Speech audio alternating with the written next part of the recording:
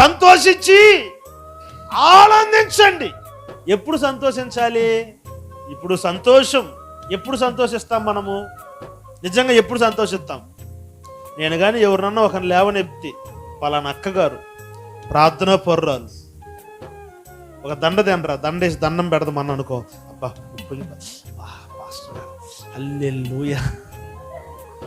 నేను కానీ ఇంత దరిద్రపురాలు ఉన్నారా విశ్వాసురాలు అని అన్నాను అనుకో, ఇంక నన్ను ఎంత చండాలంగా అయితే చెప్పను కుదురుద్దో అంత చండాలంగా చెబుతారు. ఇంకా ఎప్పుడు సంతోషిస్తామండి? మామూలుగా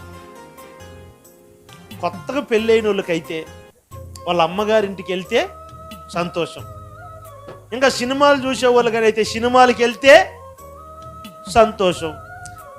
ఇంకా వస్త్రధారణ మీద ఆశ కలిగిన వాళ్ళైతే కొత్త బట్టలు తీసుకున్నప్పుడు సంతోషం.